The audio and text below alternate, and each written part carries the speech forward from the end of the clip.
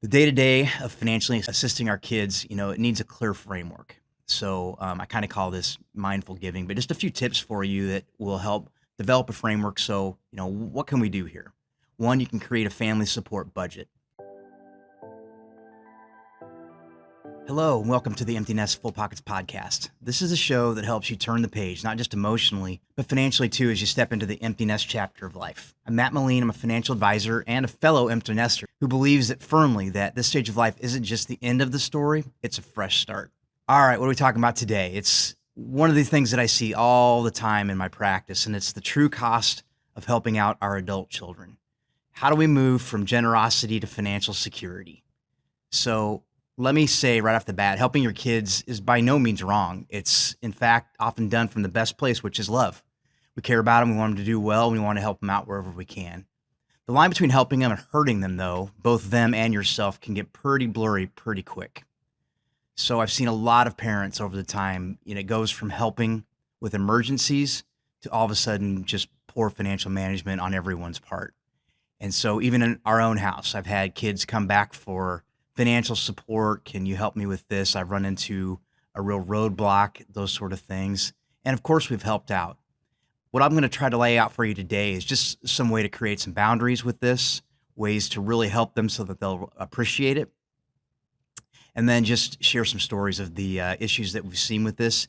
And if you're in a situation where you're helping out more than you should, or you've got a kid that's asking for help and you're not sure what to do, hopefully we'll give you some tactics to really help with that. So we're going to start with some of the issues that arise from helping our kids and then discuss some of the alternatives. First of all, kind of why we help. Is it generosity or is it entitlement? So in many cases, we help because one, it's really, really nice to be needed. Now they remember me. They're actually calling me and they want me to hang out with them. No, they need money or they need a new phone or whatever the case may be. It tends to be financial, but also emotionally from time to time. It is just really nice to be needed. And when they reach out and ask for our help, that can feel really good. So that's part of why we help. The second then is we assume that it's usually a one-time thing. Parents give for all sorts of reasons. Maybe your daughter is struggling with student loans. Maybe your son needs some help with his rent. Or maybe you're just trying to make their life a little bit easier for them than it was for you. The thing is, though, these acts of generosity, they don't always become a one-time event. So let's say you help out with a car payment. Then it's a security deposit. Then all of a sudden a surprise dental bill. Suddenly you're thousands of dollars in and your retirement account hasn't had a dime added. So financially speaking, we all need balance in our lives. In this area, helping our adult children is another. And we have to be aware of not only the cash outlays and how they're impacting us, but also the hidden costs. So I've worked with clients who have dipped into their 401k plans to help pay off their kids' credit card debt. Their heart was definitely in the right place, but the tax hit was brutal and it put the retirement timeline way back. So every time I'm doing retirement planning or any sort of financial planning for our clients, it's always the give and take. And I try to explain that. Of course you can do this. Of course you can help the kids. Of course you can help them buy their first house. However, wherever that money's coming from, there's taxes to be thinking about. There's penalties.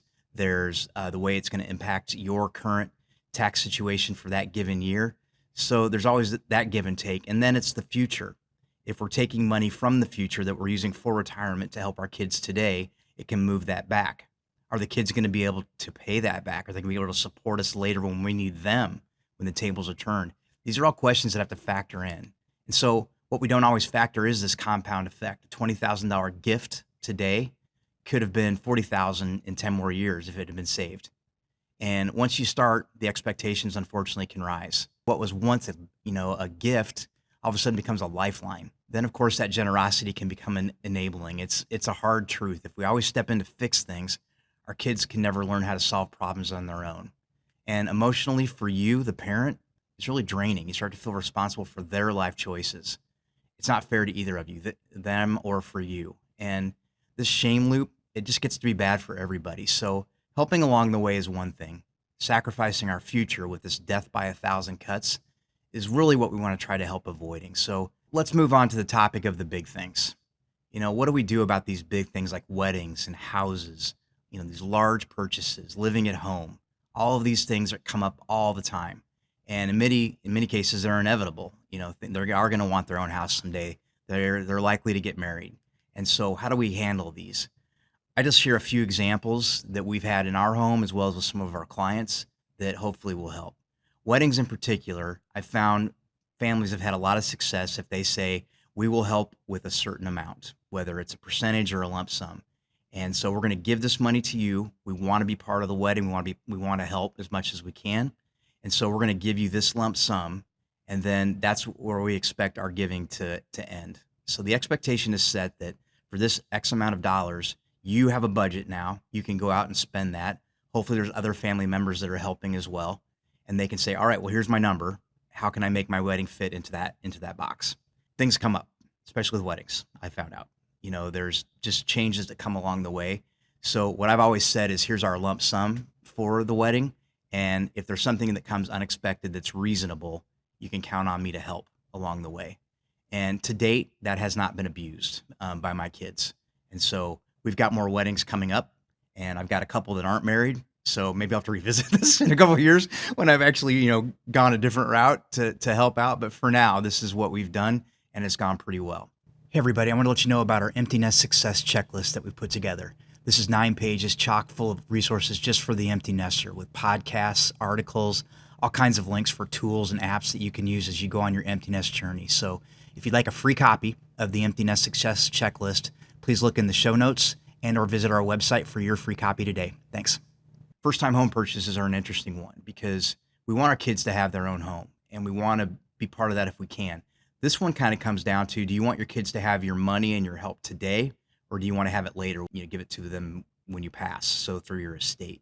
And in some cases, this can be something that you can say, I'm going to bring this forward for you, but it's going to impact your estate receipts later. For instance, if you help one sibling and not another, and then you can say, somewhere in my will, we're going to make back up for this because we didn't help one of the kids that way. But again, this is a good thing as a couple, if you're married, to communicate about as to how you want to do this. Do you want to help the kids out now? And then how you want to be involved. You got to be careful here of gift tax and things like that along the way. So make sure you're checking with your CPA. What could happen there if you make a big down payment for the kids, that kind of thing. And then things like big purchases come along, and that's really just a personal preference if you want to help. But this is where one big purchase can lead into another. So it's just an area to be careful and to build a boundary to say, I'm going to help you with this car, but in the future, I don't intend to do that. And also be careful when you're buying big things like cars that you've got the insurance part figured out. You don't want to be liable for anything that happens with that car if a kid is driving it, all of those kind of things. You want to be smart and wise about how you handle big purchases like that. Living at home is another tricky one. This is, again, an important one that if there's a boundary of a time frame, for instance, sure, you can come back and live with us for a while. So we have a kid that lives out on the East Coast, and when she comes home, hopefully, to start her career here after graduate school, of course, we'll let her live with us for a while until she gets settled and move on. But that living at home thing, it's tough for a lot of kids these days because housing's become so expensive. So I think my personal advice would be is to set a boundary as to, you can do this, you're going to pay us some rent, you're going to help in these ways. I need to know if you're not going to be home. Boundaries, there's got to be rules. I know you don't want to live here probably any more than we want you to be living here. But if you are, you're going to apply by here's the deal, here's the contract, how this is going to work, and moving on from there. So the day-to-day of financially assisting our kids, it needs a clear framework. So I kind of call this mindful giving, but just a few tips for you that will help develop a framework. So, what can we do here? One, you can create a family support budget. Just like a budget for travel, dining out, you can budget what you can give without risking your future. So take a look at where you're at in your financial plan and what can we give them that's not going to impact our retirement, our changes in life, but how can we set up a plan that makes some sense? The second then is to define the terms. Is this a loan? Is it a gift? How long will this last? Will you revisit the support after 6 months? Giving needs structure, and you need to help build an off-ramp so it doesn't go on forever. The third thing then, and develop some mindful giving, is to think in alternatives. Maybe it's paying for a class for them that helps them get a better job, or offering them a place to live for a limited time instead of just writing a check. And so early on, when my son graduated from college, he wanted to spend a summer up at a place that he'd been working at a lake prior to going out and starting his career. Well, he had a job offer in another city that was a good one. And so we talked about, I'll help you move. I'll help you get set up. We'll help you get the first couple of months rent covered, all the things that you're going to need to transition into that new job. But if you go back to the lake, we're not helping at all. So those were the two choices. And thankfully, he chose the former.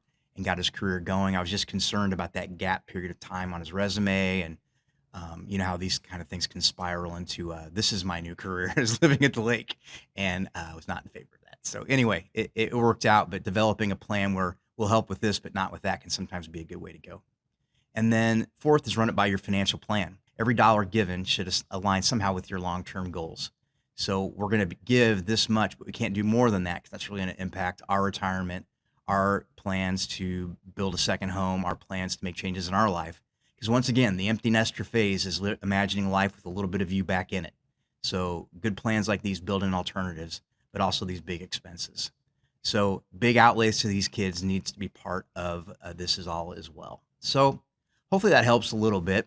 It's not selfish for you to prioritize your financial security. In fact, it's one of the best gifts you can give your kids because it means they won't have to support you someday. So their giving and their partnership in this today is good for the whole family.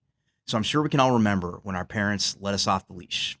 If your kid isn't there yet, put together a plan, help them stick with it. Put it in writing, involve a partner if you have one, all of that. So if this episode hit home, I hope that you'll share it with a friend who might be facing the same dilemma. And if you want to have a conversation about how to support your adult kids without compromising your future, please head over to our website and set up a free 15-minute intro call. So thank you for listening today to the Empty Nest Full Pockets podcast. We will see you next time. If you want to learn more about empty nesting in general, please check out our website at the address below, pfwplanning.com. Or if you want to learn more about the full empty nest journey, check out my book, Empty Nest Full Pockets, which you can get a free copy at our website as well. Thanks so much.